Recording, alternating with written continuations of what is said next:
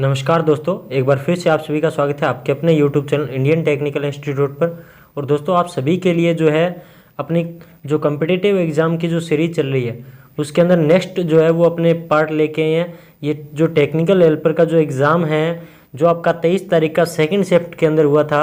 उसका पहला पार्ट लेके आए हैं। और इससे पहले जो है हमने एक क्वेश्चन पेपर जो है इसका कवर करवा दिया है। उसकी क्लासेज आपको इसी चैनल के ऊपर आपको टेक्निकल हेल्पर के नाम से आपको जो है एक प्लेलिस्ट मिलेगी। उस आपको प्लेलिस्ट के अंदर आपको वो क्वेश्चन आंसर मिल जाएंगे, तो उन क्वेश्चन आंसर को ज़रूर देखिएगा। और उसके बाद आने वाले क्लासेज जो है वो भी आपको वहीं पर मिलने वाली है। बाकी आपने चैनल को सब्सक्राइब नहीं किया तो सब्सक्राइब कर लीजिएगा और इस क्लास को अपने दोस्तों के साथ में शेयर ज़रूर कीजिएगा।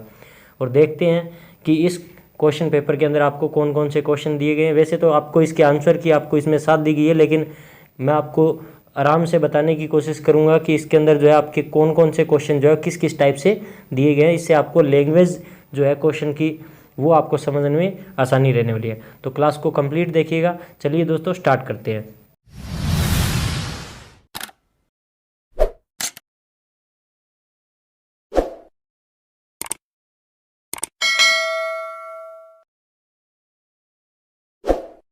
तो इसमें पहला जो क्वेश्चन दिया गया है वो आप देख सकते हो, दिया गया है किरचॉफ के वोल्ट नियम के अनुसार नेटवर्क के किसी भी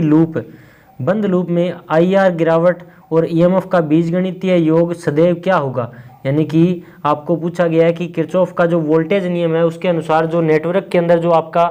वोल्टेज ड्रॉप और EMF जो है उसके बीच में जो बीजगणितीय योग जो होता है वो क्या होता है। तो आपको जो है अगर दोस्तों पता हो तो इसका जो फॉर्मूला होता है वो होता है सिग्मा V बराबर सिग्मा IR। सिग्मा V बराबर सिग्मा IR। तो इसका मतलब V और I जो है R, इनका योग जो है अगर मैं करूं तो एक प्लस होगा और एक आपका माइनस होगा, तो आंसर जो आएगा वो आपका आएगा 0। यानी कि आपका यहाँ पर जो दिया गया था वो कौन सा आंसर दिया गया था, राइट आंसर 0 दिया गया था। अब देखिए नेक्स्ट क्वेश्चन के अंदर आपसे क्या पूछा गया है कि वोल्टेज के लिए धारा की परिवर्तन दर के अनुपात में होता है। यानी कि वोल्टेज के लिए धारा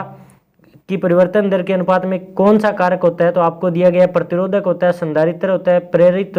होता है, या फिर B व C दोनों होते हैं, या फिर ट्रांजिस्टर होता है। तो दोस्तों इसमें जो इंडक्टर होता है वो इसका राइट आंसर रहेगा, क्योंकि धारा परिवर्तन की दर से वोल्टेज जो है वो हमेशा पैदा होती है। क्योंकि आपको अगर पता हो तो एक कॉइल जो होती है उसके अंदर जैसे जैसे फ्लक्स कटता है, यानी कि जो आपका धारा के अंदर जो है परिवर्तन होता है, तो उसके अकॉर्डिंग ही वोल्टेज जो है वो आपकी पैदा होती है। तो धारा परिवर्तन की दर के अनुपात में वोल्टेज जो है वो किसके अंदर होती है, तो इंडक्टर के अंदर होती है। तो इसका जो राइट आंसर क्या रहेगा, जो आपका प्रेरित रहेगा। अब देखिए नेक्स्ट क्वेश्चन के अंदर क्या पूछा गया है कि यदि 10 वोल्ट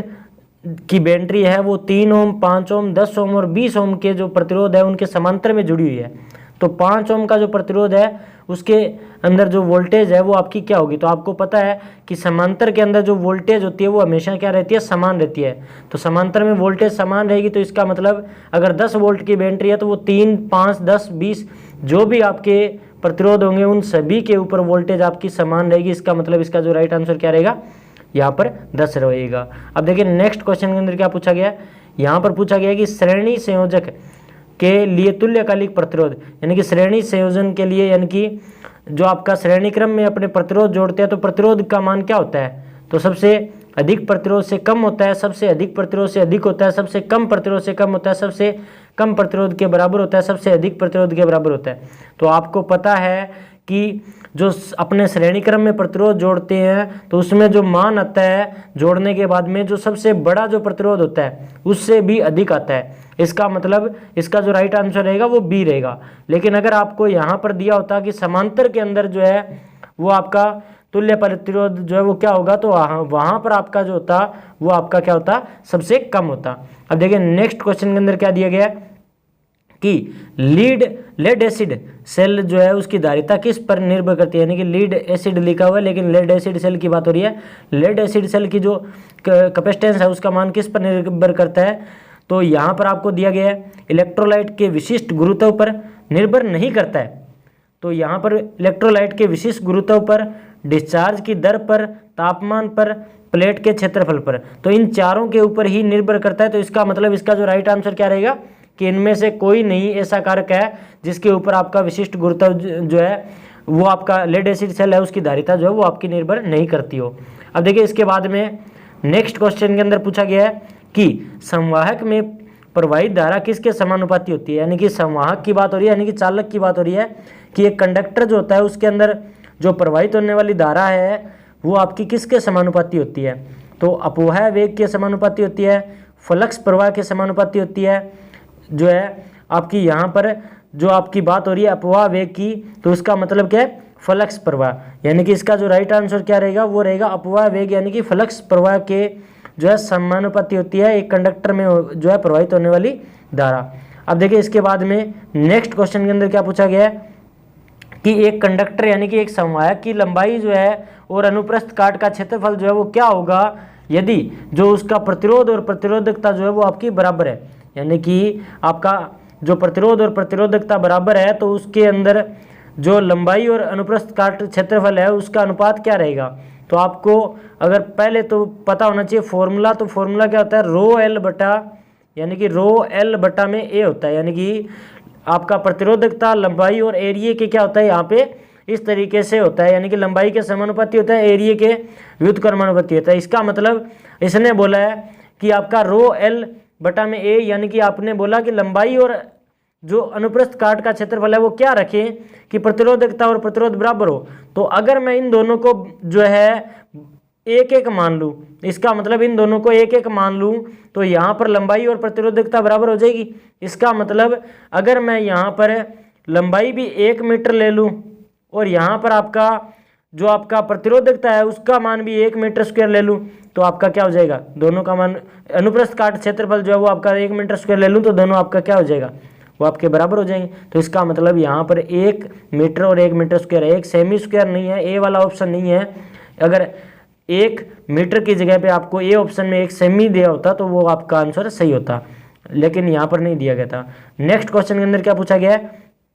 कि जर्मेनियम की विद्युत प्रतिरोधकता लगभग कितनी होती है, यानी कि जर्मेनियम की प्रतिरोधकता पूछी है, यानी कि विद्युत धारा में कितना रुकावट पैदा करेगा। तो जर्मेनियम जो होता है दोस्तों वो 0.46 ओम मीटर जो होता है वो आपका प्रतिरोधकता होती है, उसका विशिष्ट प्रतिरोध का मान होता है दोस्तों। इसके बाद में नेक्स्ट क्वेश्चन के अंदर पूछा गया है कि रजत रंग के लेपित कार्बन प्रतिरोध की सहता कितनी है, यानी कि आपका जो चांदी है या जो सिल्वर कलर जो है उसकी अगर पट्टी की हुई है तो उसकी जो प्रतिरोध सहन सीमा कितनी होती है ये पूछा गया है। तो आपको पता है ये कलर कोड से क्वेश्चन है, तो कार्बन प्रतिरोध पे अगर जो सिल्वर कलर है उसकी अगर कोटिंग की हुई है तो उसके अंदर जो उसकी प्रतिरोध सहन सीमा होती है वो 10% होती है प्लस माइनस के अंदर। अब देखिए नेक्स्ट क्वेश्चन के अंदर क्या पूछा गया है कि एक खुले प्रतिरोध परिपथ के सेल के 2 सिरों के मध्य विभवांतर को सेल का क्या कहा जाता है, यानी कि एक खुले जो परिपथ में सेल के सिरों के मध्य विभवांतर जो होता है उसको सेल का क्या कहा जाता है। तो आपको यहाँ पर ऑप्शन दिया गया है ईएमएफ कहा जाता है, टर्मिनल वोल्टेज कहा जाता है, चार्ज कहा जाता है, शक्ति कहा जाता है, चालकता कहा जाता है। तो दोस्तों यहाँ पर आपका नो लोड की स्थिति की बात हो रही है तो नो लोड के ऊपर क्या कहा जाता है उसको ईएमएफ कहा जाता है। और अगर यहीं पर आपको अगर टर्मिनल वोल्टेज कब बोलते हैं तो टर्मिनल पर आने के बाद में उसको अगर लोड से जोड़ रखा होता तो उसको क्या बोल देते, टर्मिनल वोल्टेज बोल देते। अब देखिए नेक्स्ट क्वेश्चन के अंदर क्या पूछा गया है कि यदि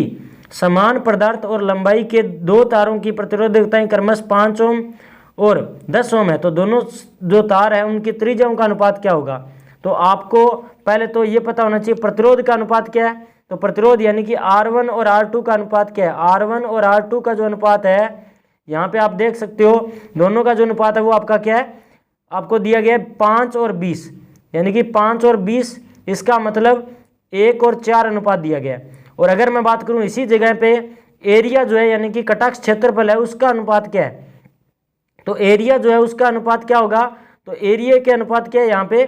तो आपको एरिया जो होता है वो हमेशा 4 अनुपात जो है 1 में होता है, यानी कि आपका उसका जो कटाक्ष क्षेत्रफल होता है वो 4 अनुपात 1 में होता है। लेकिन अगर मैं बात करूं यहाँ पर त्रिज्या की बात की गई ना, त्रिज्या पूछा गया तो त्रिज्या जो होगी वो हमेशा 2 अनुपात 1 के अंदर होगी, क्योंकि आपको पता है कि आप जो फॉर्मूला यूज करते हैं क्षेत्रफल के लिए उसमें आर की स्क्वायर करते हैं, तो आर की स्क्वायर करते हैं तो आर की स्क्वायर करेंगे तो यहाँ पे फॉर्मूला लगेगा तो क्या हो जाएगा यहाँ पे जो है 2 अनुपात 1 इसका राइट आंसर हो जाएगा, क्योंकि त्रिज्या के बारे में क्वेश्चन के अंदर पूछा गया था कि त्रिज्या जो है वो आपकी उसका अनुपात क्या होगा। अब देखिए नेक्स्ट क्वेश्चन के अंदर जो है वो आपसे पूछा गया कि यदि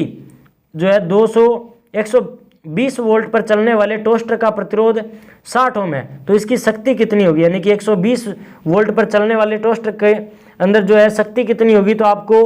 P बराबर V square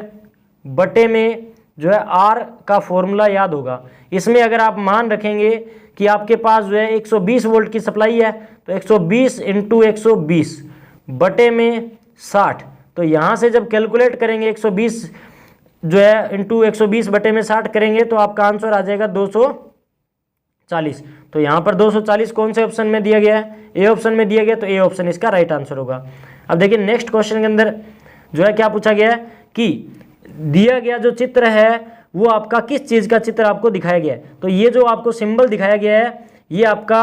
neon sign lamp का जो सिंबल है वो दिया गया दोस्तों। तो नियॉन साइन लैंप आपका ये जो सिंबल है वो आपको दिखाया गया है, इसका जो राइट आंसर रहेगा वो ए ऑप्शन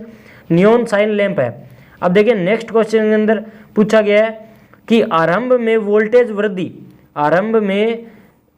वृद्धि प्राप्त करने के लिए प्रदीप्ति ट्यूबलाइट के अंदर जो कौन सा घटक है इस्तेमाल किया जाता है, यानी कि आपकी जो फ्लोरोसेंट ट्यूब होती है उसमें वोल्टेज वृद्धि के लिए कौन सी जो चीज़ है उपयोग करते हैं। तो आपकी जो चौक होती है दोस्तों, एक फ्लोरोसेंट ट्यूब का जो सर्किट होता है उसमें जो चौक यूज करते हैं वो अपने सप्लाई वोल्टेज को बढ़ाने के लिए करते हैं, क्योंकि स्टार्टिंग के अंदर जो सप्लाई वोल्टेज चाहिए फ्लोरोसेंट ट्यूब को वो आपकी 1100 वोल्ट के करीब चाहिए, और वैसे अगर रनिंग कंडीशन की बात करें तो ये वोल्टेज 110 वोल्ट के करीब हो जाती है, लेकिन स्टार्टिंग के टाइम पर आपकी जो है 1100 वोल्ट होती है। और इसका जो है काम भी पूछा जा सकता था चौक का, यहाँ पे काम क्या होता है, तो स्टार्टिंग करंट को कंट्रोल करना होता है, यानी कि स्टार्टिंग करंट को कंट्रोल करने के लिए इसका यूज करते हैं। और अगर बात करें स्टार्टर की, तो ये स्टार्टर जो होता है ये आपका परिपथ को ऑन ऑफ करने का काम करता है। परिपथ को ऑन ऑफ करने का काम पूछ लिया जाता तो परिपथ को 20 से 25 बार ऑन ऑफ करने का काम कौन करता है, यहाँ पे स्टार्टर करता है। अब देखिए नेक्स्ट क्वेश्चन के अंदर आपसे पूछा गया है कि यदि चित्र प्रदर्शित परिपथ का शक्ति गुणक कितना है, यानी कि चित्र में जो आपको दिखाया गया है, चित्र डायग्राम दिख रहा है, इस डायग्राम के अंदर जो आपका पावर फैक्टर है वो आपका कितना होगा, ये क्वेश्चन पूछा गया है। तो दोस्तों इस परिपथ के अंदर जो पावर फैक्टर है उसके लिए एक फॉर्मूला यूज करेंगे, कौन सा यूज करेंगे अपने, वो आप करेंगे R बटे में Z, यानी कि आपका परिपथ के अंदर जो है R बटे में जो है पावर फैक्टर के लिए फॉर्मूला यूज करेंगे R बटे में Z। तो R बटे में Z जो है उसके लिए R का मान आपके पास है लेकिन Z का मान नहीं है, तो Z का मान निकालने के लिए आप कौन सा फॉर्मूला यूज करेंगे, तो आपको याद होगा